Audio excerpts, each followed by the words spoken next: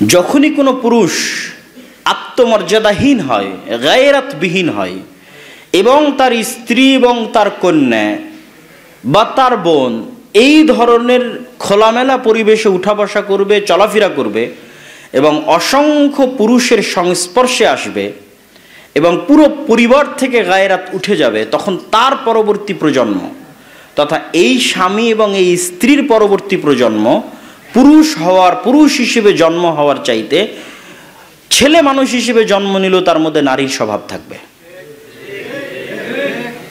তখন আপনি আর ওই পুরুষ জন্ম দিতে পারবেন না যে বীর মুজাহিদ হবে, সাহসী হবে, পৃথিবীর সামনে মাথা নত করবে না, তারেক বিন জিয়াদ হবে, খালেদ বিন ওয়ালিদ হবে, ওমর ইবনুল খাত্তাব হবে, জন্ম দিতে পারবেন না।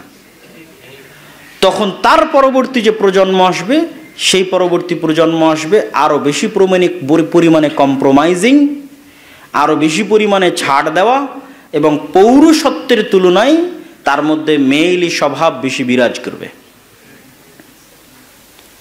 তাহলে আপনি যদি পৃথিবীকে বাঁচাতে চান, পুরুষ জন্ম দিতে হবে। সাহসী, আত্মমর্যাদা সম্পন্ন পুরুষ পৃথিবীতে থাকা লাগবে, পরিবারকে রক্ষা করার জন্য, মুসলিম উম্মাহকে রক্ষা করার জন্য, পৃথিবীকে রক্ষা করার জন্য। থাকবে কিভাবে? তাহলে ওই পুরুষের আত্মমর্যাদা, আত্মসম্মান রক্ষা হতে হবে, তার পরিবারের মধ্যে পর্দা, নম্রতা থাকতে হবে। তাহলে তার পরবর্তী প্রজন্ম যে আসবে সেও আত্মমর্যাদা সম্পন্ন ব্যক্তিত্ববান পুরুষ হিসেবেই জন্ম নেবে। এই জন্য পরিবারের পবিত্রতা এবং লজ্জাস্থানের পবিত্রতার বিকল্প নাই। আল্লাহ সুবহানাহু ওয়া তাআলা আমাদেরকে এবং আমাদের পরবর্তী বংশধরদেরকে আমাদের নিজেদের লজ্জাস্থানের পবিত্রতা এবং আমাদের পরিবারের পবিত্রতা রক্ষা করত, আমাদের নিজেদেরকে পুরুষ হওয়ার এবং আমাদের পরবর্তী প্রজন্ম থেকে আল্লাহ সুবহানাহু ওয়া তাআলা মহাপুরুষ, আলফা মেল, যারা আরও বেশি উঁচু আত্মমর্যাদা সম্পন্ন, উঁচু মানসিকতা সম্পন্ন, উঁচু ব্যক্তিত্ব সম্পন্ন, নেতৃত্বের গুণাবলী সম্পন্ন এই ধরনের পুরুষের আশার তৌফিক দান করেন। আল্লাহুম্মা আমিন। বক্তব্যের শেষের দিকে আর দুটি টপিক থেকে যাচ্ছে। একটা হচ্ছে পাওয়ার এক্সারসাইজ গণতান্ত্রিক রাজনৈতিক দলগুলোর কারণে, আর 2 নম্বর হচ্ছে নেশাদার দ্রব্য। এই দুটির ক্ষেত্রে মুসলমানদেরকে মনে রাখতে হবে যে মুসলমানেরা সবচেয়ে বেশি প্রোডাক্টিভ হওয়া উচিত। মুসলমানদের সবচেয়ে বেশি উৎপাদন ক্ষমতা সম্পন্ন হওয়া উচিত। মুসলমানেরা যদি প্রোডাক্টিভ না হয়, তারা যদি উৎপাদন ক্ষমতা সম্পন্ন না হয়, তাহলে তারা পৃথিবীকে বিজয় করতে পারবে না। যে আপনার চেয়ে বেশি প্রোডাক্টিভ হবে সেই পৃথিবী শাসন করবে। সেক্ষেত্রে আল্লাহ সুবহানাহু ওয়া তাআলা কে মুমিন কে কাফের তা দেখবেন না। আমেরিকা এবং ইসরায়েল জ্ঞান বিজ্ঞানে আমাদের চেয়ে এগিয়ে, তাই তারা পৃথিবী শাসন করতেছে। আমরা তাদের চেয়ে জ্ঞান বিজ্ঞানে পিছিয়ে, প্রযুক্তিতে পিছিয়ে, পরিশ্রমের চেষ্টায় পিছিয়ে, এই জন্য আমরা পৃথিবী শাসন করতে পারতেছি না। আমাদের বিশ্ববিদ্যালয় কলেজগুলোর র্যাঙ্কিং দেখেন, আমাদের ছাত্রদের যোগ্যতা দেখেন, তাদের স্টুডেন্ট, তাদের ইউনিভার্সিটি কলেজের র্যাঙ্কিং দেখেন, তাদের স্টুডেন্টদের যোগ্যতা দেখেন। তাহলে পৃথিবী তারা শাসন করবে না আমরা শাসন করব? অবশ্যই তারা শাসন করবে। আর যদি বলি না আমরা শাসন করব, আমরা গোলামি থেকে মুক্তি চাই, স্বাধীন হতে চাই, তাহলে অবশ্যই প্রোডাক্টিভ হতে হবে, অত্যাধিক পরিশ্রম করতে হবে। আর অত্যাধিক পরিশ্রম করতে হলে অবশ্যই নেশা থেকে নিজেকে দূরে রাখতে হবে, অবশ্যই পড়ালেখায় ইনভেস্ট করতে হবে। আর যদি চলমান যে গণতান্ত্রিক রাজনীতি আছে, পাওয়ার এক্সারসাইজের যে কালচার আছে বাংলাদেশের ইউনিভার্সিটি কলেজগুলোতে, এগুলোই বাংলাদেশের ছাত্র সমাজের শিক্ষার মেরুদণ্ডকে ধ্বংস করে দিচ্ছে। স্বাধীনতার পর থেকে নিয়ে এখন পর্যন্ত ছাত্র সমাজের শিক্ষার মেরুদণ্ড এবং একাডেমিক ব্যাকগ্রাউন্ড ধ্বংস করে দেওয়ার জন্য এই দুইটা জিনিসই দায়ী। এক, নেশায় আসক্তি, আর 2, ক্ষমতার নেশা। ওইটা আরেকটা নেশা, আফিমের চাইতে ভয়ঙ্কর। যখন আপনি একবার রাজনীতির মধ্যে ঢুকে যান, দলের পদ পদবীর নেশার মধ্যে ঢুকে যান, হল কন্ট্রোলে রাখা, দখলে রাখা ইত্যাদি টেন্ডেন্সির মধ্যে ঢুকে যান, তখন আপনার দ্বারা আর পড়াশোনা করা, একাডেমিক ব্যাকগ্রাউন্ডে সামনের দিকে এগিয়ে যাওয়া সম্ভব নয়। তখন আমরা কি জাতিগতভাবে পিছিয়ে যাই। আমরা ওই আবার রাজনীতি করে আমাদের ক্ষমতায় যাওয়ার চিন্তা দেখতে হয়, স্বপ্ন দেখতে হয়। আর আমাদের দেশকে পরিচালনার জন্য না যোগ্য ইঞ্জিনিয়ার তৈরি হয়, না যোগ্য বিজ্ঞানী তৈরি হয় না। তো এই জন্য আমরা মুসলিম উম্মাহ হিসেবে যদি আমরা চাই যে আমরা প্রোডাক্টিভ হব, প্রোডাক্টিভ থাকব, পৃথিবীকে শাসন করব, স্বাধীন হব, পড়াশোনা করতে হবে। আমি মাঝে মধ্যে উদাহরণ দেই যে এই যে গত বিশ্বকাপ, ফুটবল বিশ্বকাপে ঢাকা বিশ্ববিদ্যালয়ের টিএসসি চত্বরে হাজার হাজার ছাত্র একত্রিত হয়ে ফুটবল খেলা দেখতেছে, তখন আমি ইংল্যান্ডে। অথচ আমাদের ইউনিভার্সিটি, কি অক্সফোর্ড, কি ক্যামব্রিজ, আর কোনো ইউনিভার্সিটিতে তাদের পড়াশোনা এবং গবেষণার বাইরে কোনো সময় নাই। পরিশ্রম না করলে, কাজ না করলে খেতে পাবে না। সুতরাং ওখানে একত্রিত হয়ে কেউ এই খেলা দেখতেছে, এটা বোঝাও যায় না, দেখাও যায় না। তাহলে ওরা যদি পৃথিবীর শাসন না করে আমরা কিভাবে করব? আমরা গোলাম থাকব। এই জন্য আপনাদেরকে ইহুদিদের থেকে শিক্ষা নিতে হবে। ইহুদিরা অভিশপ্ত, কিন্তু নিজের দিনের উপর কট্টর, ভ্রান্তির উপর কট্টর। হিন্দুরা অভিশপ্ত, কিন্তু নিজের দিন, নিজের ভ্রান্তির উপর কট্টর।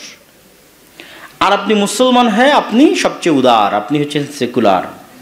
আপনার এক গালে যদি কেউ আঘাত করে, আপনি আর এক গালে গিয়ে দেন, ঠিক আছে আমি ধৈর্য ধরছি, আমার আর এক গালেও তুমি মেরে নাও।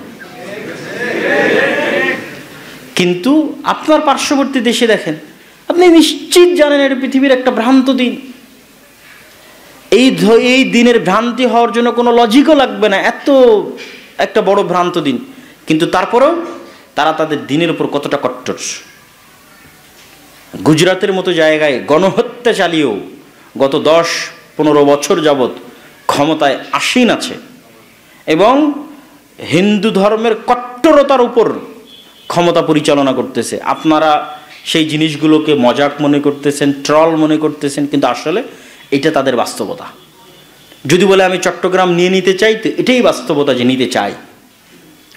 অখণ্ড ভারতের থিওরি তাদের মন, মগজ এবং রক্তের সাথে মিশে আছে। তাহলে তার ভ্রান্তির উপর সে কট্টর।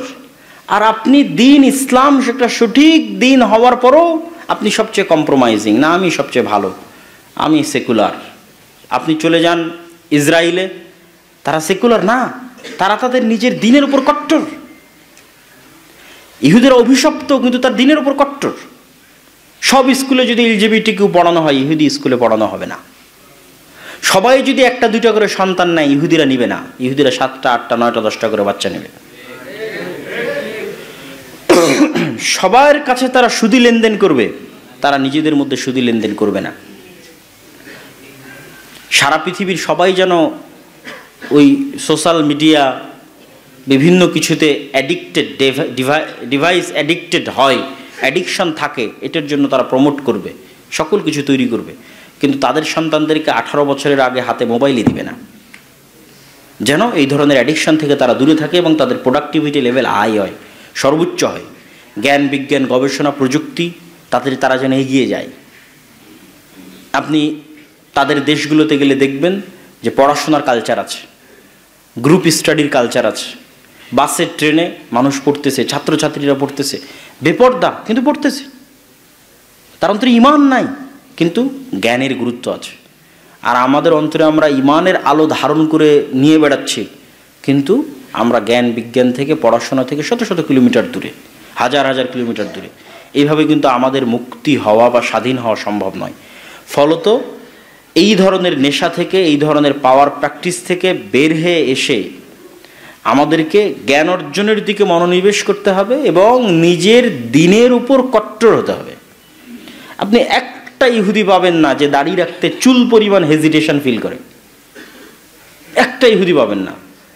আচ্ছা, তার আরও বড় উদাহরণ নেন। গত 24 ঘন্টায় ইসরায়েল সিরিয়ার 500-র অধিক জায়গাতে বোমা হামলা চালিয়েছে। পৃথিবীর কাউকে জিজ্ঞেস করেছে? আমেরিকাকে জিজ্ঞেস করেছে? পৃথিবীর কারোর অনুমতির পরোয়া করেছে? আপনি কি মনে করেন এই 500টা জায়গায় হামলা করতে ইসরায়েলের মধ্যে চুল পরিমাণ হেজিটেশন ছিল? ড্যাম কেয়ার, সেখানে দাঁড়িয়ে রাখতে হেজিটেশন ফিল করবে? কি পরিমাণ কট্টর হতে পারে, হিংস্র হতে পারে, উগ্র হতে পারে, আপনি কল্পনা করতে পারবেন না।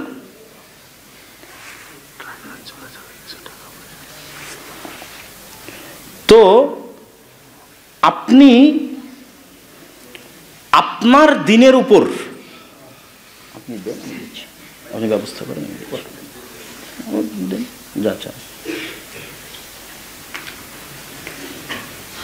তো আপনি আপনার দিনের উপর যদি কট্টর না হন তাহলে পৃথিবী থেকে হারিয়ে যাবেন। সেকুলারিজম দিয়ে বাংলাদেশের স্বাধীনতা রক্ষা হবে না।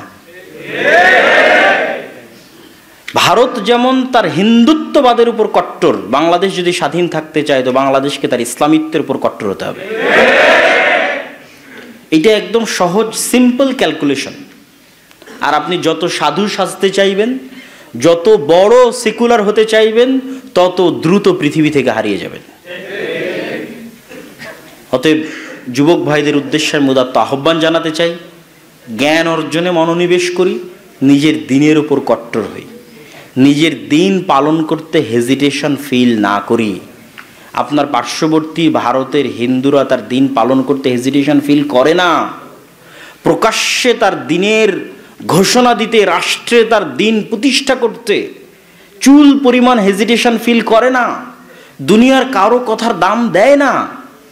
ইহুদিরা, ইসরায়েলেরা দেয় না। আপনি কেন দিবেন? আপনি যতদিন দিবেন ততদিন গোলাম থাকবেন। মাথা উঁচু করে দাঁড়াবেন, নিজের দিনের উপর কট্টর হবেন, জ্ঞান অর্জন করবেন, ইনশাআল্লাহ পৃথিবীর বিজয় এবং স্বাধীনতা আপনাদের পদচুম্বন করবে, হয়ে যায় চিরস্থায়ী পথভ্রষ্ট হয়ে যায়। সম্মানিত উপস্থিতি, রাসূলুল্লাহ সাল্লাল্লাহু আলাইহি ওয়াসাল্লামের এই হাদিস এবং পবিত্র কোরআনের এই আয়াতগুলো আমাদের জন্য স্পষ্ট বার্তা দিচ্ছে যে আমাদের নীতি নৈতিকতা এবং চারিত্রিকতার দিক থেকে আমাদেরকে কতটা মজবুত এবং কতটা শক্তিশালী হতে হবে। এবং কেন হতে হবে আমি তা শুরুতেই আপনাদের সামনে পরিষ্কার করেছি যে মুসলমানদের ব্যক্তিগত পার্সোনালিটি, শাখসিয়াহ, গায়রাত, আত্মমর্যাদা, আত্মসম্মান রক্ষার জন্য।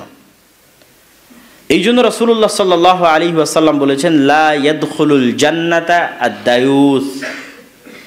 দায়ুস জান্নাতে প্রবেশ করবে না। দায়ুসকে, যার আত্মমর্যাদা নাই, পার্সোনালিটি নাই, ব্যক্তিত্ব নাই, যে তার পরিবারে বেহায়াইর সুযোগ দিয়েছে, সে দায়ুস। তথা দিয়াসা, শুকুরের চর্বিতে দিয়াসা থাকে। আল্লাহ এই জন্য শুকুরকে হারাম করেছেন।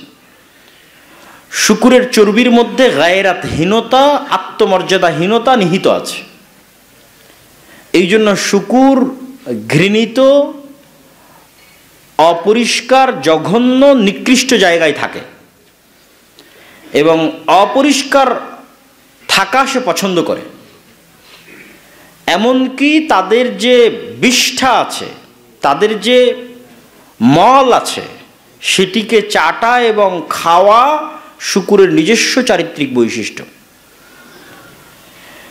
যা তার গোস্ত এবং তার চর্বির মধ্যে এই ধরনের নিকৃষ্টতাকে নিহিত করে, অন্তর্ভুক্ত করে। ফলত মানুষ যখন প্রচুর পরিমাণে শুকুরের চর্বি খাবে, তখন ধীরে ধীরে ধীরে ধীরে তার মধ্যে ওই গায়রাতহীনতা চলে আসবে। তখন সেও এরকম নিকৃষ্ট, অপবিত্র, জঘন্য, মানুষের কাতার থেকে নেমে পশুর কাতারে চলে যাওয়া, তার স্ত্রীর বিষয়ে তার মধ্যে কোনো গায়রাত, তার কন্যা, তার বোনের বিষয়ে তার মধ্যে কোনো গায়রাত কাজ করবে না। এই জন্য দেখবেন আজকে অনেক যারা কাপল ব্লগিং করে, নিজের স্ত্রীর চেহারাকে বিক্রি করে মানুষের কাছ থেকে টাকা ইনকাম করে। মানে তার মধ্যে গায়রাতের মাত্রাটা কোন পর্যায়ে, আত্মমর্যাদার লেভেলটা কোন পর্যায়ে, এটা বিভিন্নভাবে তৈরি হয়েছে। তার মধ্যে হয় হারাম ইনকামের কারণে তৈরি হয়েছে, না হয় হারাম ভক্ষণের কারণে তৈরি হয়েছে, না হয় পারিপার্শ্বিক অবস্থার কারণে তৈরি হয়েছে, না হয় বস্তুবাদী চিন্তাধারার কারণে তৈরি হয়েছে, দুনিয়াকে প্রাধান্য দেওয়ার কারণে তৈরি হয়েছে। কিন্তু তার মনুষ্যত্ব, তার পার্সোনালিটি, তার ব্যক্তিত্ব শেষ হয়ে গেছে, নাই।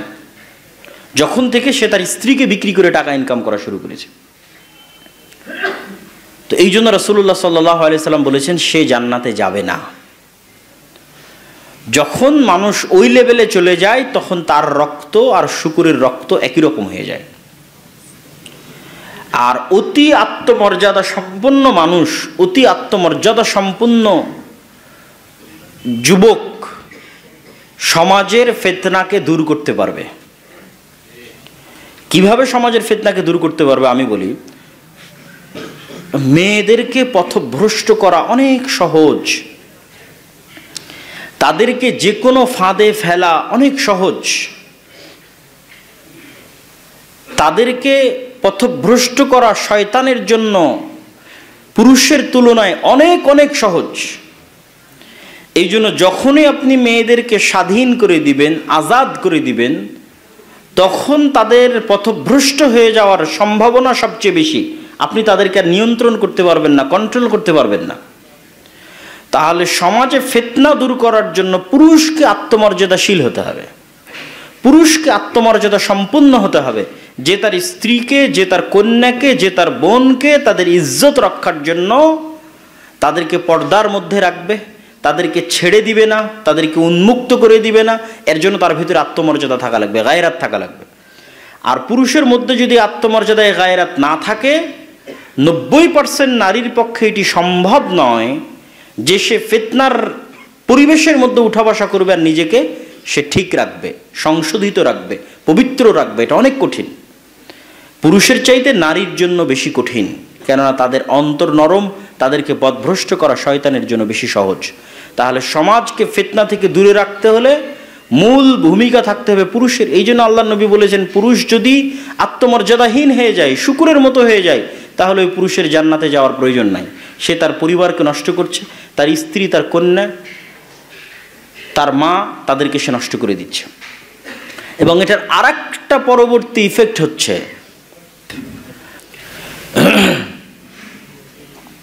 যা আপনাদের সামনে সংক্ষিপ্তভাবে তুলে ধরার চেষ্টা করব। তো এই ধরনের জিনিসকেও আজকের বিশ্বে মানুষ অধিকার হিসেবে দাবি করতেছে। সুতরাং আপনাকে প্রথমত ঠিক করতে হবে যে মানুষের নীতি নৈতিকতার মানদণ্ডটা আসলে কি এবং কে ঠিক করবে।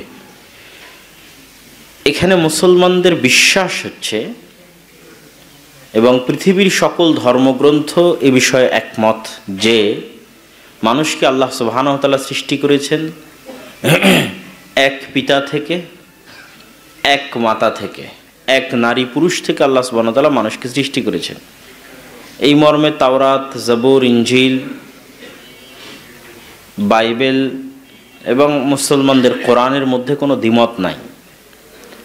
ঘটনার ধারাবাহিকতায় দ্বিমত থাকতে পারে, ঘটনার বিস্তারিত বিবরণে দ্বিমত থাকতে পারে, কিন্তু এতটুকুতে দ্বিমত নাই যে আদম এবং হাওয়া আলাইহিমাস সালাতু ওয়াস সালাম থেকে মানব জাতির উৎপত্তি এবং আল্লাহ সুবহানাহু ওয়া তাআলা সৃষ্টি করেছেন।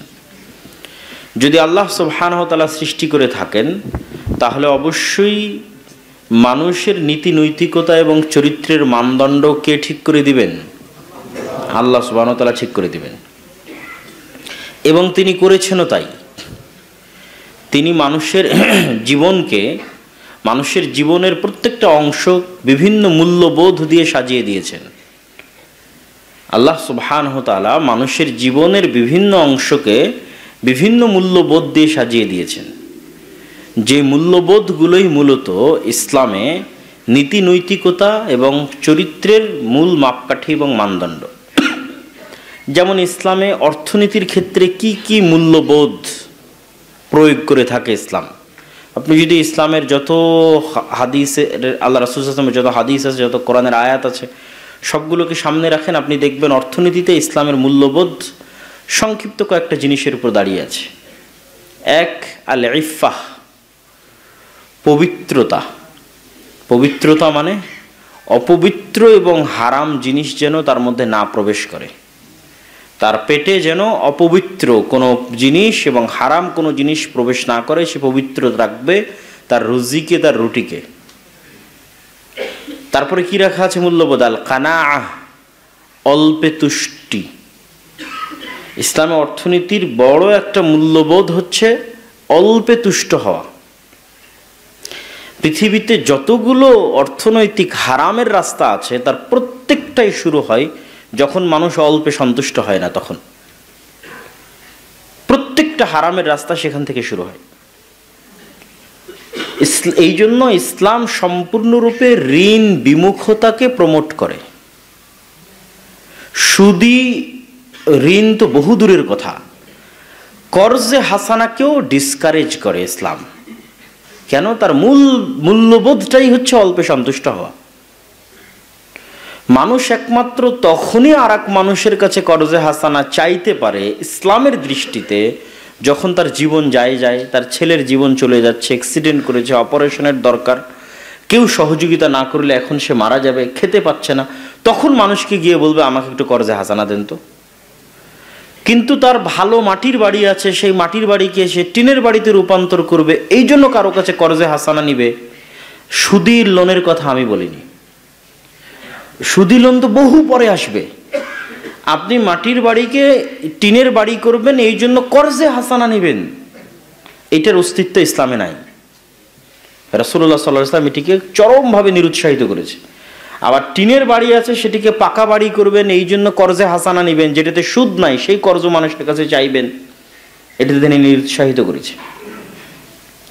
আপনার বাড়িতে এসি নাই, এসি ক্রয়ের জন্য আপনি কর্জে হাসানা নেবেন, ফ্রিজ ক্রয়ের জন্য আপনি কর্জে হাসানা নেবেন, মোটরসাইকেলের জন্য কর্জে হাসানা নেবেন। আমি কিন্তু সুদি লোনের কথা বলিনি, ওইটা আরও পরের স্টেপে। আমি হালাল পন্থাতেই মানুষের কাছে কর্জ চাইব, কিন্তু সেই কর্জটা বিলাসী পণ্যে, তাহলে এটি ইসলামী মূল্যবোধের বিরোধী। আপনি এখনও ইসলামী অর্থনীতির মূল্যবোধটা নিজের মধ্যে নিয়ে আসতে পারেননি। এটা অল্পে সন্তুষ্ট হওয়াকে প্রমোট করে। কেন কর্জকে ডিসকারেজ করা হয়? কেননা মানুষের মনুষ্যত্ব, মানুষের স্বাধীনতা, মানুষের পার্সোনালিটি, ব্যক্তিত্বকে ইসলাম অনেক দাম দেয়। এবং ওইটা যদি না থাকে, আর সব জায়গায় মানুষ, তার প্রত্যেকটা সেক্টরে ফাসাদ তৈরি হবে, ফিতনা তৈরি হবে। তার যদি পার্সোনালিটিতে আঘাত লাগে, তার যদি ব্যক্তিত্বে আঘাত লাগে, তার যদি মনুষ্যত্ব বোধে আঘাত লাগে, আত্মমর্যাদায় আঘাত লাগে, তাহলে তার লাইফের প্রত্যেকটা সেক্টরে ফিতনা তৈরি হবে, ফাসাদ তৈরি হবে। তো তার ব্যক্তিত্বে যেন আঘাতপ্রাপ্ত না হয়, কিভাবে আঘাতপ্রাপ্ত হবে? আজকে আপনি একজনের কাছে কর্জে হাসানা নেবেন, সুদি লোনের কথা বলিনি, কর্জে হাসানা নিলেন, কাল সে আপনার কাছে টাকা চাইতে আসবে, আপনি দিতে পারবেন না। যখন দিতে পারবেন না, তখন তার কাছে আপনি কি হবেন? ছোট হবেন। তাহলে এটা আপনার পার্সোনালিটিকে হার্ট করতেছে। একদিন দুই দিন পর আপনি মিথ্যা বলবেন, আপনার পরিবারকে মিথ্যা বলা শিখাবেন। যেই দিন থেকে আপনি মিথ্যা বলা শুরু করলেন, আপনার পরিবারকে মিথ্যা বলা শিখালেন, সেই দিন আপনার মনুষ্যত্ব শেষ হয়ে গেল, সেই দিন আপনার পার্সোনালিটি, ব্যক্তিত্ব শেষ হয়ে গেল। তখন যদি আপনার এই পার্সোনালিটি, ব্যক্তিত্ব, মনুষ্যত্ব শেষ হয়, আপনার আত্মমর্যাদা শেষ হয়ে যাবে, আপনার গায়রাত শেষ হয়ে যাবে। এই গায়রাতের প্রভাব সকল সেক্টরে পড়বে। তখন আপনার স্ত্রী যদি অন্যের বাড়িতে কাজ করেও টাকা নিয়ে এসে দেয়, আপনার মধ্যে কোনো ফিলিংস কাজ করবে না, কেননা আপনি আগেই তো নিজের আত্মমর্যাদা বিক্রি করে বসেছেন। কিন্তু যদি আপনার পার্সোনালিটি এবং আপনার স্বাধীনতা, আত্মমর্যাদা উঁচু থাকতো, তাহলে আপনি কখনোই আপনার স্ত্রীকে আরেকজনের বাড়িতে বা মাঠে কাজ করতে পাঠাতেন না। কিন্তু ওই যে শুরু থেকেই আপনি ইসলামী মূল্যবোধটা আপনার মধ্যে আসেনি, যে ইসলামের অর্থনীতির মূল্যবোধটা কি? অল্পে সন্তুষ্ট হওয়া, ঋণ বিমুখ থাকা। এরকম প্রত্যেকটা সেক্টরে ইসলামের মূল্যবোধ আছে। ঠিক পারিবারিক জীবনে ইসলামের সবচেয়ে বড় মূল্যবোধ হচ্ছে মানুষের যে লজ্জাস্থান আছে সেটির পবিত্রতা। এটি হচ্ছে সবচেয়ে বড় মূল্যবোধ। এবং এই মূল্যবোধের উপরে আল্লাহ সুবহানাহু ওয়া তাআলা পৃথিবীকে টিকিয়ে রেখেছেন। এই মূল্যবোধের উপরে আল্লাহ সুবহানাহু ওয়া তাআলা পৃথিবীতে পরিবার প্রথা জারি রেখেছেন। এবং এই মূল্যবোধ যখন নষ্ট হয়ে যাবে, তখন পৃথিবীতে পরিবার প্রথা হুমকির সম্মুখীন হবে। এবং যখন পৃথিবীতে পরিবার প্রথা হুমকির সম্মুখীন হবে, তখন আল্লাহ সুবহানাহু ওয়া তাআলা এই পৃথিবীকে রাখবেন না, এই পৃথিবী ধ্বংস করে দিবেন। এই জন্য এই একটা জিনিস সংরক্ষণ করার জন্য, মানুষের লজ্জাস্থানের পবিত্রতাকে সংরক্ষণ করার জন্য অসংখ্য বিধান তৈরি করা হয়েছে। একটা দুইটা নয়, শত শত বিধান তৈরি করা হয়েছে ইসলামে। গান শোনা কেন হারাম? এমনিতেই কিন্তু গান শোনা হারাম না। আসলে গান শোনা অন্য আর একটা কারণে হারাম। গানের নিজের কারণে গান শোনা হারাম এটা না। কেন গান শোনা হারাম? গান অবৈধ সম্পর্ককে প্রমোট করে। তাহলে যে গান শুনবে তার মধ্যে অবৈধ সম্পর্কের আগ্রহ তৈরি হবে। সে যখন অবৈধ সম্পর্কের দিকে যাবে, তখন তার ধীরে ধীরে লজ্জাস্থানের পবিত্রতা নষ্ট হবে। ওই মাকসাদটাকে ঠিক রাখার জন্য কত পূর্বে গান শোনাকে হারাম করা আছে। পর্দা পর্দার কারণে পর্দা জরুরি এটা না। যদি সমাজে বেপর্দা থাকে তাহলে ধীরে ধীরে অবৈধ সম্পর্ক সহজ হবে। অবৈধ সম্পর্ক সহজ হলে লজ্জাস্থানের হেফাজত থাকবে না, নষ্ট হয়ে যাবে। ফলত লজ্জাস্থানের পবিত্রতাকে রক্ষা করার জন্য অনেক আগে পূর্ব থেকে পর্দার বিধান দেওয়া আছে, যেন লা তাকরাবুল ফাহিশাহ বা লা তাকরাবুজ জিনা, তথা অবৈধ সম্পর্কের ধারে কাছে নিকটেও যেন মানুষ না যায়। তাহলে এরকম কত শত বিধানের ভিত্তি লজ্জাস্থানের হেফাজত, তা আপনি কল্পনাও করতে পারবেন না।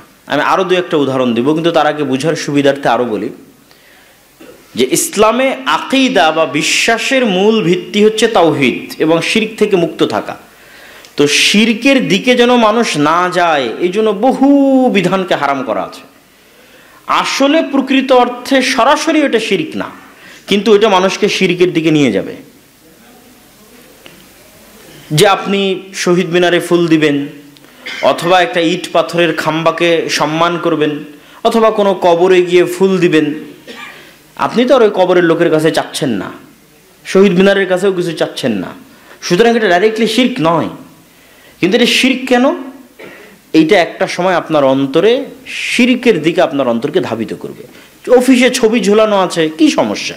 কেন হুজুরেরা এত ছবি এবং ভাস্কর্যের বিরোধিতা করতেছে? আসলে ছবি তার ছবির কারণে হারাম নয়, কিন্তু ওই ছবি একটা সময় মানুষকে কোন দিকে নিয়ে যাবে? শিরকের দিকে নিয়ে যাবে। কবর উঁচু করলে সমস্যা কি? কবর উঁচু করলে কবরের প্রতি সম্মান তৈরি হলে আস্তে আস্তে আস্তে আস্তে ওইটা মানুষকে শিরকের দিকে নিয়ে যাবে। তো শিরকের মতো একটা ভয়াবহ গুনাহ থেকে বাঁচাতে তার চারি সাইডে অসংখ্য দেওয়াল তৈরি করা আছে ইসলামে। ঠিক লজ্জাস্থানের পবিত্রতাকে হেফাজত করার জন্য ইসলামে এরকম অসংখ্য বিধান দেওয়া আছে। যেমন তালাকের বিধানের সাথে যতগুলো বিধান সম্পৃক্ত,